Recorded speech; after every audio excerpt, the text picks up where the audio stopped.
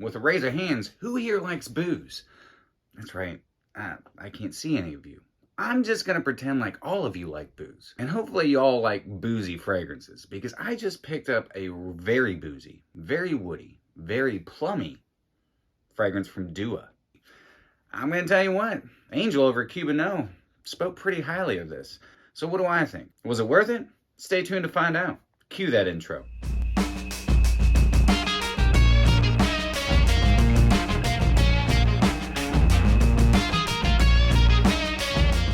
What's going on, my beautiful fragrance family, and happy Wednesday. I hope each and every one of you are doing freaking fantastic today, and welcome back to My2Scents. My name is Brian, and this is the channel about helping boost your confidence through the art of fragrance and becoming a lasting scent memory. Don't mind the hair, I just got out of the shower. Decided to go all natural. Man, it's getting long.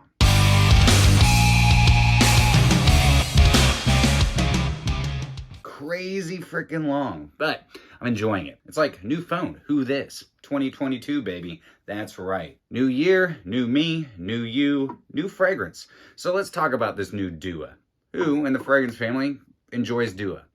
So do you know what Mario's favorite fragrance brand is? Dua, Dua, Dua. Yeah, that was dumb. Probably gonna edit that out.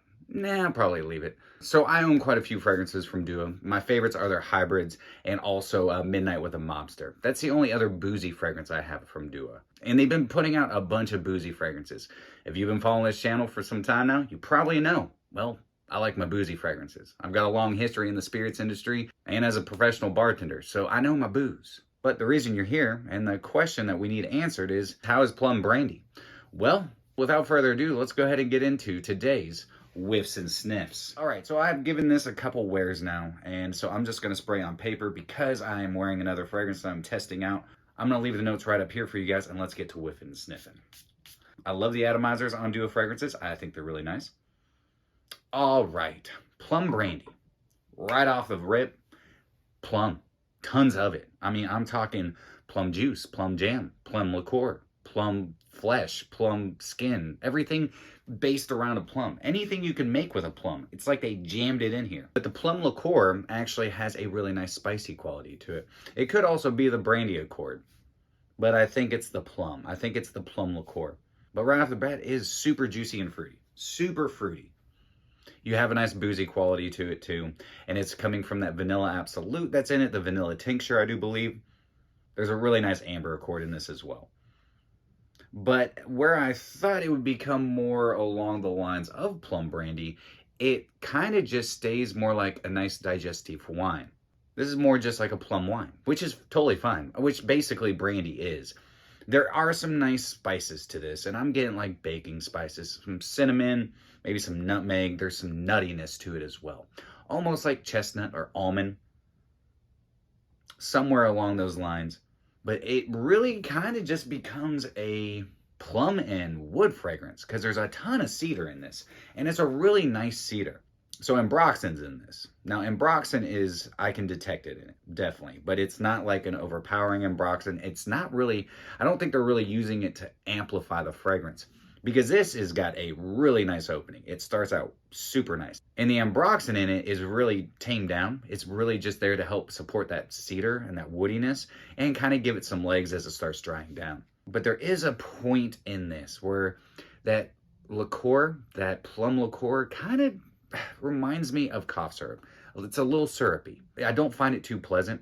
But it's only for like 5 or 10 minutes. It's some sort of interesting transition, and that could just be my skin. But once that transitions over and that sweetness kind of just dies down, it really becomes something very special. I think it's just the amount of all the plum that they put right in the top of this to honestly create a very realistic plum opening. But it's like, again, like a plum jam, like a plum liqueur. It's sweet, it's sugary, but there is like a nice muskiness to it as well. And that could just be coming from the cedar and the ambroxan combo. It has a slight creaminess to it from the vanilla, but the woods really stand out. They really shine in this. And as it dries down, really that plum dies down. That brandy never really takes off. I mean, it's sitting back there, but it It's not a main accord. I don't know if I would even put it in the note breakdown, because the plum and the vanilla and the spices really kind of create that sort of brandiness. But again, it's more like a digestive plum wine. Full dry down, the plum settles down a lot, and it focuses a lot more on just that sweet vanilla. It's a little powdery, coming from that cedar and ambroxan combo, and the plum really just dies down to a nice soft skin scent. Longevity is good on this. It's actually really good. It's got really nice sillage and projection within the first hour and a half, and then it kind of just settles down and becomes like a nice skin scent. Probably, you know, maybe half an arm's length worth of projection after it dries down, but it's really good. It truly is. It's just that one transition where it just becomes too syrupy for me. I'm curious to see actually as it macerates, as it sits there for a while, if that actually dumbs down a little bit and becomes a little bit softer and quieter, where all the notes and accords kind of just start melting and blending together a little bit better. But other than that, for a boozy fragrance, this is stellar. 100% unisex. I could see men or women wearing this, and it is quite strong and is very appealing. It's not an overbearing booziness at all. It's actually a really nice, easy to wear kind of booziness, especially if you like fragrances along the line of like Plum Japonais or Plum and Cognac from Scents of Wood, though this is nothing like that. I'm just naming fragrances that have some sort of boozy accord in them that involve plum. But this one is, I mean, it's plum. It's more like just plum boozy, plum woody boozy, plum boozy. It kind of smells like brandy, but it's more like a really nice plum wine, like a nice woody plum wine. Plum woody boozy, plum woozy. We'll go with that. This is my first duo original. Let me know in the comments down below if you've tried Plum Brandy or any other duo fragrances that you've tried that you're really enjoying. Maybe some of the newer boozy fragrances. I'm really kind of interested in those. Let me know. Drop me a comment down below. Well, that's it, guys.